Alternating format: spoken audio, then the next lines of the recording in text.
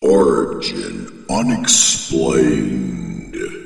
Welcome to Origin Unexplained. Tonight we're opening the door, literally. We are talking about Stargates, portals, and rifts. Real accounts from people who didn't just see something strange. They saw something open. Places where the fabric of reality bent, shifted, or tore open wide. Some walked through, some just watched, and some never came back. These aren't sci-fi plots. These are documented, witnessed, and in some cases actually survived. And as part of tonight's deep dive, I've got a special story that I'm sharing for one of you. One of our listeners, yes. It's something that happened in your area out in your neck of the woods. And now your location's part of that map. So buckle in because we are going to places the maps don't show. Doorways in the desert, rings in the rocks, and rips in the sky. This is Origin Unexplained, and tonight we are going to step through. So this one is from Sedona, Arizona. And before you roll your eyes, I get it. Sedona's become a tourist trap. Energy crystals, vortex tours, people trying to sell you enlightenment in a bottle. But behind all that noise, there are still real locals, real hikers who've lived there long enough to know the land. And who've seen things they don't talk about unless you catch them off the record. So one of these people is a guy named Jeff. He was born and he was raised there.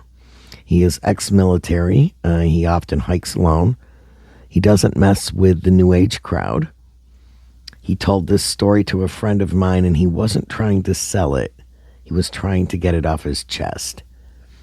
It happened near Bell Rock. It's one of those places that supposedly has like a vortex energy. Jeff said he always thought that it was nonsense, but the landscape was beautiful and quiet. So he used to go out there early in the morning before the sun was up, before anyone else showed up, which makes total sense.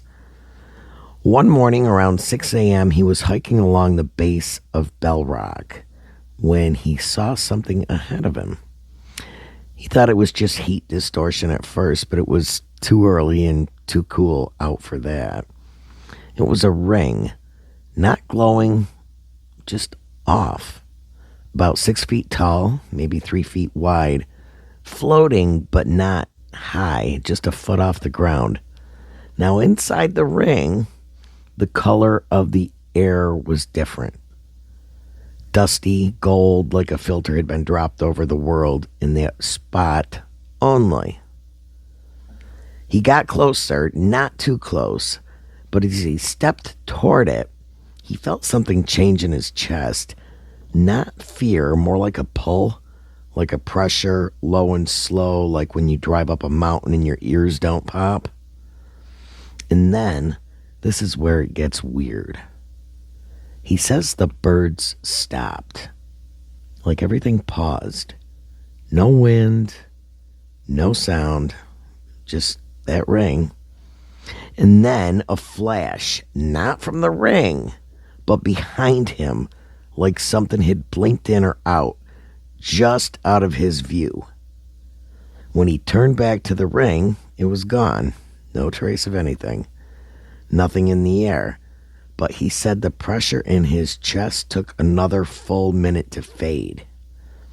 And as he stood there trying to make sense of what he saw, he realized that everything just was off. And he realized that he was actually shaking hard.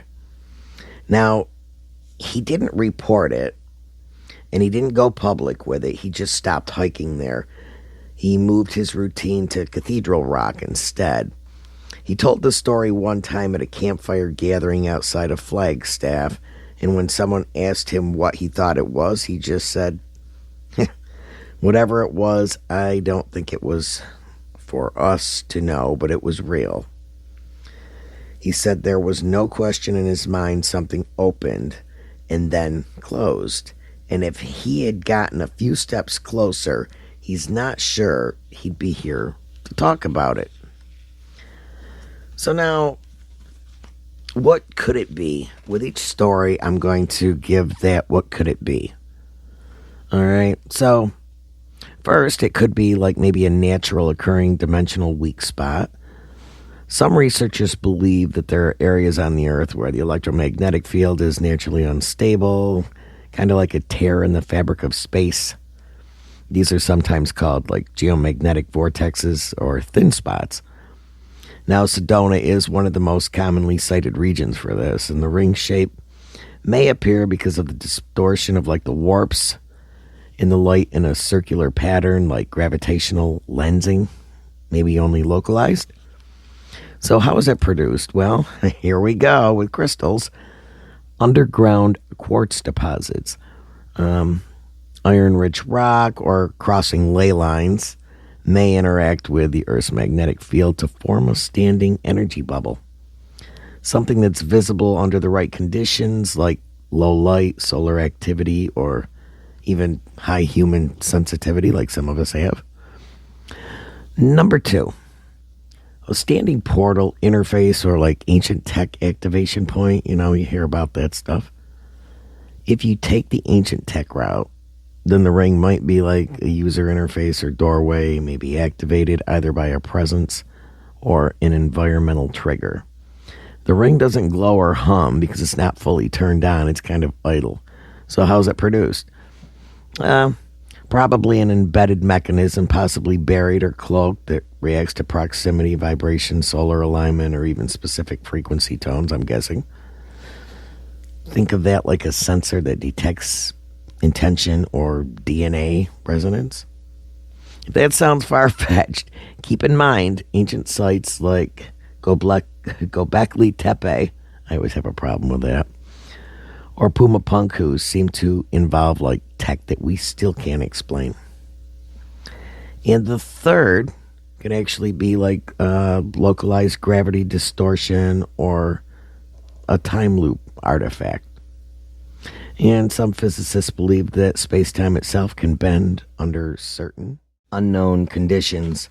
Now, the ring may represent like a loop piece of time or gravity where light curves around like a central axis and reflects your own environment back at you, slightly distorted. Now, how's it produced? Well, it could be natural magnetic anomalies, underground structures, or even artificially triggered by something out of phase with our time. Kind of like the ripple left behind from a traveler or object recently passing through. I know, sounds different. Now, another one could be an observation window. And there's actually a creepier theory. And it's not meant for you to enter, it's meant for something else to watch you.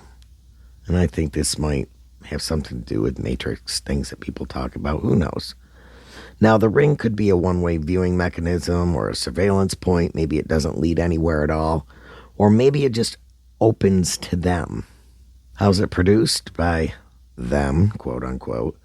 Whoever they are. Could be interdimensional beings. Could be something older. The ring activates when specific bioelectrical signals like yours are nearby, allowing them to observe you as you react. So that is a possibility, along with residual energy field from a closed portal. If that spot was once a functioning portal that's since closed or broken, the ring might be what's left behind, like a burn mark in the air. It's almost residual. It doesn't lead anywhere now, but it used to at one point. The environment remembers, residual. How is it produced? An older portal or maybe transportation point that's decayed or had been shut down could have caused it, but the energetic scar is still there. And occasionally, under certain conditions, it might even flare up again. But we don't really know for sure, right? So now, here's another story. And this one comes out of the Mojave Desert and deep in it, actually. Not near a base, not by any road, just dust, rock, and silence. Now, the guy telling it was a retired park ranger named Alan. And he had been out there alone more times than most people go to the grocery store. He never really believed in anything weird, so he says, until one night near the end of his career. It was late summer, just before dusk. He was doing a solo survey of some wildlife migration paths and had set up a temporary camp near a canyon wall. He said he had been there a dozen times. It was around 7:30 p.m. as the sun started to go down and the rocks turned blood orange. He saw movement near the cliffside and was like, WTF, right? He figured it was a hiker or a lost person until he realized it wasn't walking on land. Came out of the wall. He said it looked like a person, tall, thin, and wearing what looked like a long, dark robe with a hood. That's pretty familiar. A lot of hooded figures, right? No flashlight, no gear, no sound. He just stepped straight through the rock face and like the stone wasn't even there. But Alan didn't panic like most of us. He crouched behind a scrub bush and just watched. The figure walked out a few steps, looked around slowly, then turned and walked backward into the rock. Right into it. The same way that it came out. So the surface rippled, shimmered like water for a second, and then went solid again. Alan didn't sleep that night, and who would have? He didn't even move. He just sat there in the dark with his rifle in his lap, listening for anything. Nothing came, no sounds, no footsteps, just wind. Now the next morning, he went to the exact spot. There was no crack, no cave, no opening, but he swears there were carvings, symbols on the rock that hadn't been there before. He described them like spirals, sharp angles, and what looked like an eye with rays coming off from it. Not graffiti, not fresh, the kind of markings you'd see in ancient desert rock, worn but clear. So he did take photos, but when he got back to the ranger station, the film was ruined. How convenient. Just blank frames with white streaks. He told one colleague and never spoke of it again publicly, but years later, that colleague told the story anonymously to a forum for unexplained phenomena. Said, Alan never went back to that spot again. He believed what he saw was not human. Well, not anymore. And that whatever came out of that cliff had definitely done it before. So what did Alan see? Right? So, one, it could have been an interdimensional being used or using a control portal. This is probably one of the most direct interpretations. I don't know. That wasn't a ghost or a mirage. It was a real being, intelligent, that had stepped through a controlled opening in space. Now, the way it entered and exited, kind of that fluid and precise and silent, kind of suggests it knew what it was doing. So that cliff face may not be a cliff at all. From the other side, at least. I don't know. To the ranger, it looked like solid rock. But from the being's side, an entrance, obviously. And, this was just a quick crossing. Key clues about that are there was no hesitation, no surprise. It was like the being walked backward into the wall, like someone exiting a room that had been there before. That's not random. That's training, rehearsed routine, or it's residual. Now, the second thing it could be is a residual loop or maybe a programmed apparition. Who knows? Some say what he saw might not have been a living being at all, but a loop, like I just said. A video or a projection burned into the land by something powerful. Ancient technology, maybe, alien technology, spiritual imprint. It's all theory. But if that area was actually used repeatedly for dimensional crossings in the past, this could have been an echo of one of those. Again, key clues to that is no interaction, no reaction to being watched, just motion, out of scan, back in, like a pattern on repeat. A haunt, but not really a ghost. A memory, more like embedded in the land and stuff. Now, another thing that it could be a human time traveler or ritual walker. What if it was human, but not from our now? Like the robe, the silence, the precision. I mean, it matches ancient initiation movements or even cloaked rituals in like some sort of esoteric tradition. The backward movement is symbolic of returning to source or reversing time. Now, he could have witnessed a time walker exiting or maybe entering like through a gateway that's preserved only in remote areas, places where timelines are still thin but unpolluted, things like that. And the key clues to that would be the deliberate backward walk, the cliff face shimmering only slightly. The figure didn't look surprised. It looked like it belonged there. So now the fourth thing that it could be a being from an underground civilization or facility. Some researchers believe that desert regions, especially the Mojave, like near places like the Tehachapi and the China Lake, are riddled with like hidden entrances, not just to bases, but to entire underground complexes.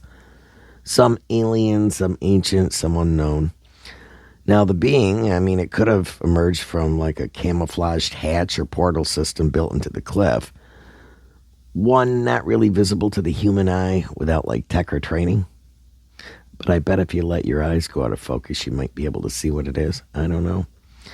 The key clues to that would be the cliff shimmered and then appeared solid again. And he found carvings like later, and the symbols felt like ancient. So this might be a guardian scout or programmed observer. And the fifth thing that it could be would be, like we had mentioned in the prior podcast, a guardian or gatekeeper. Now, let's take it one step more physical or metaphysical or mystical, however you want to call it. The being could have been a gatekeeper, I guess, a presence assigned to like monitor or maintain access points. Now, the hooded robe, the silence, the backward movement, that kind of all fits the archetypes like found across cultures, as in like watchers, silent ones, keepers of the threshold, And the key clues for that are the encounter wasn't interactive again. It was observational. The being looked around but didn't engage. Its return into the wall probably suggests, purpose, and not by accident, I wouldn't think. But who really knows? So what did he really see? We don't know. But this wasn't chaos, and it wasn't swirling light and noise, and it was definitely deliberate. Someone or something probably was checking the area, then slipping back through a place he wasn't supposed to see. And as far as that ranger goes, well, he didn't just stumble into weird air. He stumbled into a scheduled event, and it was not for him. So now we are going to go on to the third story here. And that is at the Paria Plateau near the Utah-Arizona border. So here's what happened. Back in the late 1990s, a couple, let's call them Rob and Teresa, went hiking off trail in an area locals sometimes call the Nothing. That's just that, nothing. No towns, no people, no noise, just dry sandstone, sagebrush, and heat waves rising off the rock. They were experienced hikers, and they were very used to the landscape. So it's not, anything new. This wasn't new to them, but something about that day felt off. So Teresa later said it was like the air was buzzing, but you couldn't hear it. Just this low pressure in your ears, like when a storm is coming, but the sky's still blue. They were walking along a ridge when Rob suddenly stopped and pointed. There, just a few feet ahead of them, was an empty space. It was like a shimmer. It was standing upright, oval-shaped, maybe 8 feet tall, 5 feet wide. You could see through it, kind of, but it bent the light around it like heat off pavement does, that blurry stuff there. But this wasn't coming off the ground. It was vertical and suspended, and it was actually holding still. Reminds me of Stargate SG-1 in a weird way. So at first they thought it was a mirage of some kind, or some kind of heat illusion. But Teresa said something in her gut that told her no, this was not a mirage. So Rob walked toward it. She told him not to, but she grabbed his shirt, but he pulled away and said, I just want to look at it. And then he walked in. She swears he didn't vanish instantly. She could still see him inside the shimmer, like he was underwater. Again, Stargate SG-1 look, right? His face looked confused, like he was trying to talk, but couldn't. Then he turned his head, looked at something inside the space, and disappeared like a glitch.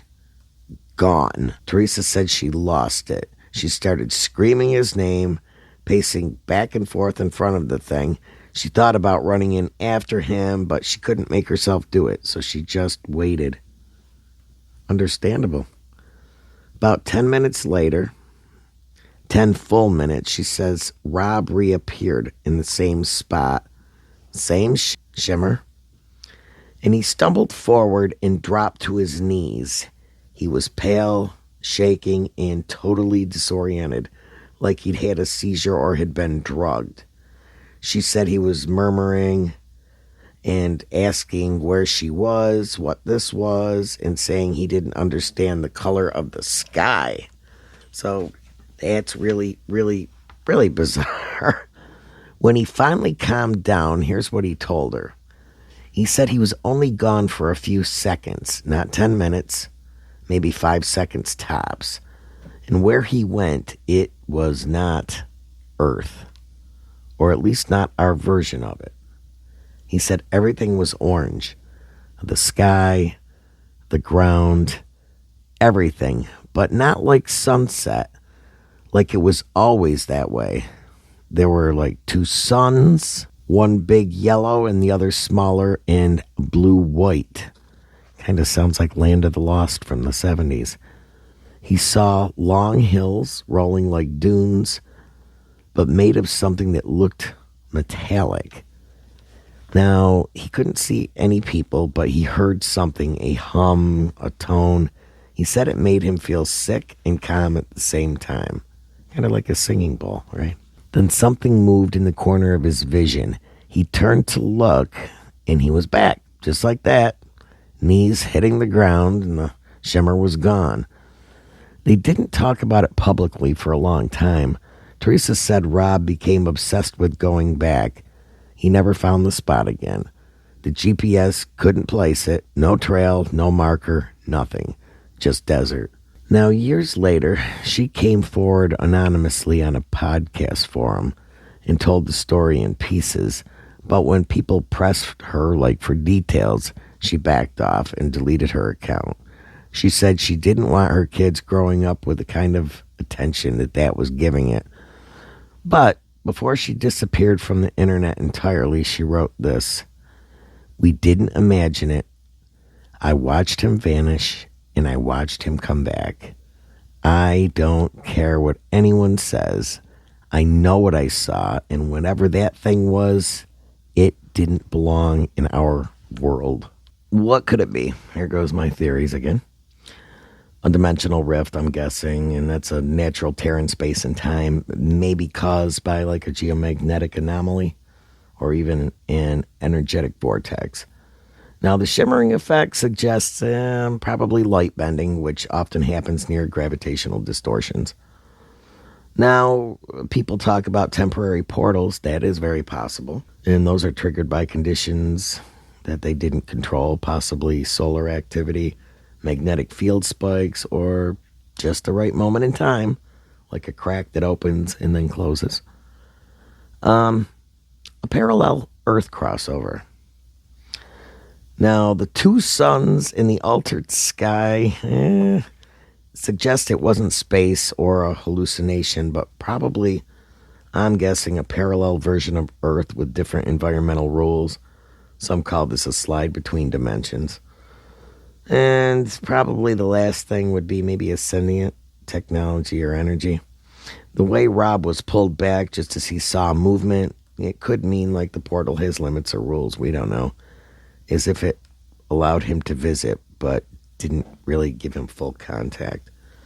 Bottom line, I mean, Rob and Teresa likely stumbled into a real uncontrolled doorway between dimensions, possibly one that opens rarely and randomly, who knows. He came back, but he was not the same. So now, guess what? It's time to tell a story for one of the listeners. We are going to go to the state of, drum roll please, South Dakota. Now, the names and dates have been changed to protect the individuals. I don't know if you want to call them individuals, innocent people, whatever. But here we go. So, the location is in Badlands National Park in South Dakota. And the exact location is near Sage Creek Rim Road, and it's approximately 43.8987 degrees north by 102.4975 degrees west. And this was actually the disappearance of Kayla B. in 2011. So let me take you to Sage Creek Rim Road in the Badlands of South Dakota. If you've never been there, let me tell you, it's wide open, almost prehistoric. No trees, no buildings, just jagged, how would you pronounce it? Boots. And prairie that stretches like it's never going to end. So on July 29th in 2011, a group of teenagers from Rapid City, 4 girls and 2 guys, drove out to the Rim Road for what's supposed to be a sunset bonfire. Typical local thing for them back then, and they weren't drunk. They weren't partying hard. They just grilled some food, played music, watched the sky turn to that unreal orange that the Badlands get at dusk. So Kayla B., she was 17 at the time, smart, quiet. She wasn't the kind of girl who pulled pranks or wandered off. And probably more importantly, she didn't. So just before 8:45 p.m., one of the girls asked Kayla if she had seen her phone. They had all been sitting in a loose circle around the fire. Kayla leaned over to check her bag, and they all saw her move. And then she kind of stopped halfway, mid-reach. That was it. One of the guys, Ryan, said it looked like she paused, tilted her head like she heard something. Everyone else saw it too. Nobody thought anything of it at the time, but the next second, Kayla wasn't there. Okay, that she just wasn't there. She just bloop, blinked out. So she didn't walk off, and she didn't stand up.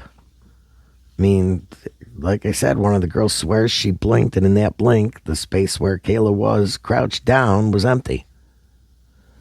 They thought she had maybe run behind one of the parked cars as a joke, but there was no sound, no footsteps, no crunch of gravel or brush. And when they checked the cars were empty. The brush was undisturbed. They were on open land. But there's no trees, no cliffs, no caves. Yes, and this wasn't 10 minutes later. This was immediate panic. Everyone started shouting her name, spreading out in all directions. She was just gone. Authorities came in with dogs, helicopters, heat-sensing drones, nothing. No shoe, no scent trail, no drop phone. Now, they searched for a week, and the last place Kayla was ever seen, I mean physically seen, by 5 other people, was right there on the dirt by a log just 20 feet from the fire pit. And you can go there, and the fire ring, apparently nobody's ever touched it. The fire ring is still there, and why would you want to touch it? The land looks the same, no memorial, no signs, just that feeling that something opened and closed and took her with it. Now, some Lakota elders in the area have told stories about the places in the Badlands where the wind moves backwards, where time skips and spirits pass through. they don't go near that stretch after sundown. Personally, I don't blame them. Because Kayla, she didn't wander off. And she surely didn't run. Thank you so much for listening. This is Origin Unexplained, and we will be back for part 2 in the next podcast.